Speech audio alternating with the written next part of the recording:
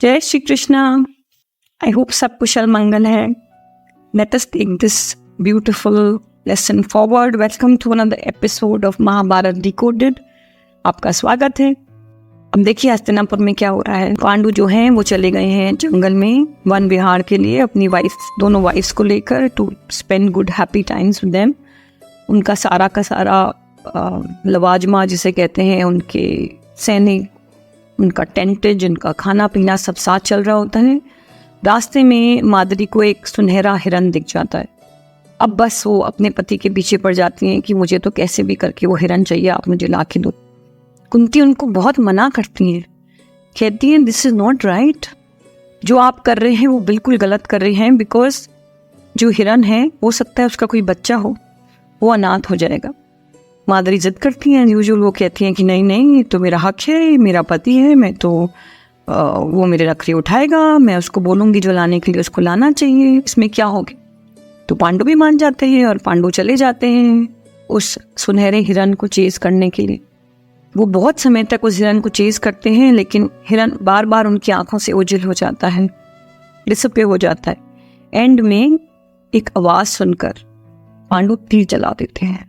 उन्होंने देखा नहीं होता इस झाड़ी के पीछे क्या है, बस तीर चला देते हैं सोच के कि ये हिरन ही होगा। जब बाद में उस झाड़ी के पीछे जाते हैं तो देखते हैं कि वहाँ ऋषि कदम होते हैं। उन्होंने अपनी वाइफ को अपनी बाहों में लिया होता है, और जो वाइफ होती हैं ऋषि की, उनके आर पार पांडु का तीर जा चुका होता है। वो अपने प्राण त्यागने लगी होती हैं। ऋषि कदम बहुत नाराज़ होते हैं, ऑब्वियसली बहुत पीड़ा में होते हैं, और पांडु झुक झुक के माफ़िया मांगते हैं, कहते हैं कि मैंने अनजाने में किया, मुझे पता ही नहीं था कि आप हैं, मैं कभी भी ऐसे नहीं करता। ऋषि कदम किसी की नहीं सुनते हैं। वो कहते हैं कि तू क्या मूर्ख है, वो हिरन जो था वो इतना खूबसूरत था, इतना सुंदर था, इतना गोल्डन था, क्या जीवन में तूने कभी ऐसा हिरन देखा है। मैं अपनी वाइफ के साथ सेक्सुअल प्लेजर्स को एंजॉय कर रहा था, और तूने पहली बात तो उसमें विघ्न डाला और मेरी वाइफ की ही हत्या कर दी। और उसको मूर्ख कहते हैं, और कहते हैं कि जब तक को इतनी सी बेसिक बात नहीं समझ में आती है कि वो जो हिरन था वो मायावी था, तो तू अपनी प्रजा का क्या भला करे। और उसको बोलते हैं कि तू राजा बनने लायक ही नहीं है, और उसको श्राप देते हैं कि आज के बाद अगर तू किसी भी औरत के साथ सहवास करेगा, if you ever develop any kind of a sexual relationship with a woman, आपकी तुरंत मृत्यु हो जाएगी। पांडु जो है वो बहुत घबरा जाता है, वो बहुत माफिया मांगता है, लेकिन ऋषि कदम टस से मस नहीं होते। वो ऐसा कुछ नहीं करते जिससे उस श्राप का इफेक्ट कम हो जाए। और अब देखिए हस्तिनापुर में क्या हो रहा होता है। हस्तिनापुर में खुशियाँ मनाई जा रही होती हैं कि गांधारी जो है वो प्रेग्नेंट हो जाती हैं, और धृतराष्ट्र की खुशियों का जो अंबार है वो बस गिर रहा होता है। बस एक्सट्रीमली हैप्पी। ऑब्वियसली उनको एक बेबी होने वाला था, उनकी वाइफ प्रेग्नेंट थी, बहुत खुश हो रहे थे, सब खुशियाँ मना रहे थे कि पांडु लौट आते हैं। एकदम विषाद में अपनी दोनों वाइफ्स के साथ, और सत्यवती हैरान हो जाती है, बोलती अभी तो तुम गए थे, तुम लौट के भी आ गई, क्या हुआ। तब पांडु बोलते हैं कि मेरे को राज सिंहासन पर ही नहीं बैठना, मैंने आज के बाद इस राज सिंहासन को त्याग कर दिया है, और मैं जंगल में जा रहा हूँ अपनी दोनों वाइफ्स को लेकर। आप मुझे आज्ञा दीजिए, मुझे पश्चाताप करना है, मुझसे बहुत बड़ा पाप हो गया, मुझसे ब्राह्मण की हत्या हो गई।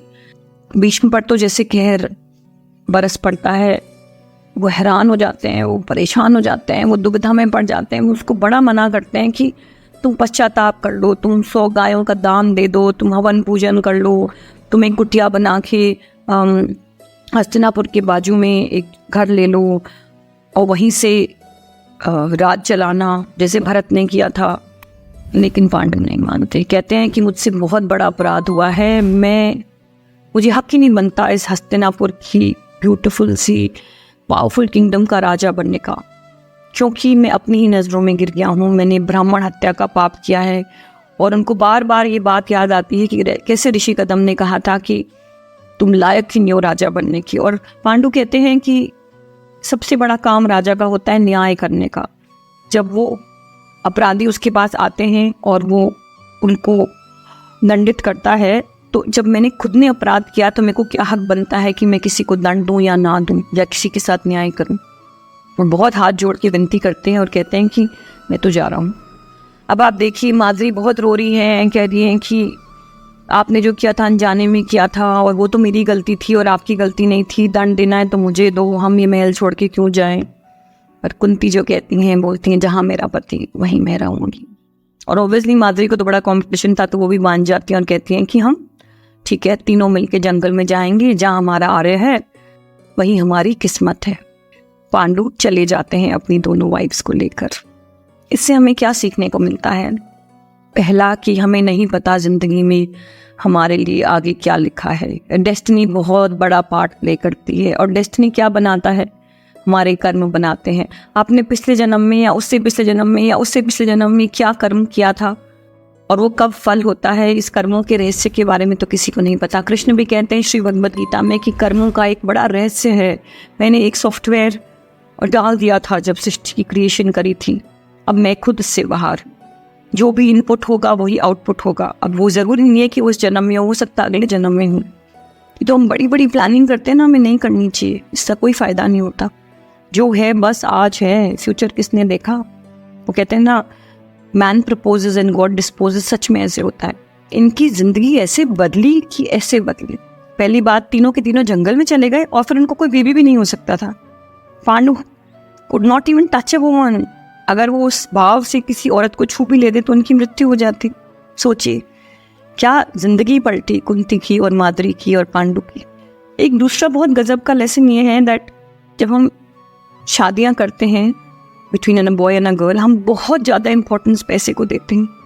मैं नहीं कह रही कि फाइनेंशियल स्टेटस को नहीं मिलाना चाहिए, ज़रूर मिलाना चाहिए। बिकॉज अगर आपकी बेटी एक ऐसे घर में जाए जो फाइनेंशियली स्ट्रॉन्ग नहीं हो, आपसे कम स्ट्रॉन्ग हो, तो शायद वो एडजस्ट करना उसके लिए और मुश्किल हो जाएगा।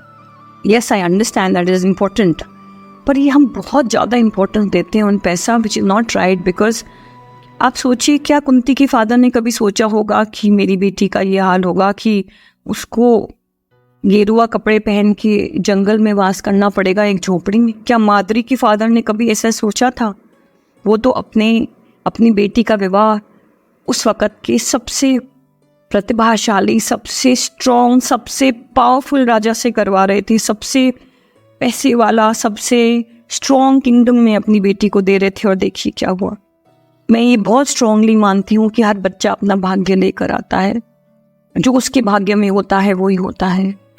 तो आई बिलीव दैट आप एक बच्ची का या एक बच्चे का जिससे आप अपने बच्चों का शादी करवा रहे हैं, उसका वैल्यू सिस्टम देखिए, उसमें कितना कैपेबिलिटी है मेहनत करने की, कितना सच्चा है, कितना निष्ठावान है। पैसा भी देखिए, लेकिन उससे पहले इस सब को अच्छे से भांप लीजिए। बिकॉज पैसा तो हाथ की मैल है, आज है कल नहीं। मैं आपको अगले एपिसोड में बताऊंगी कि आगे क्या हुआ।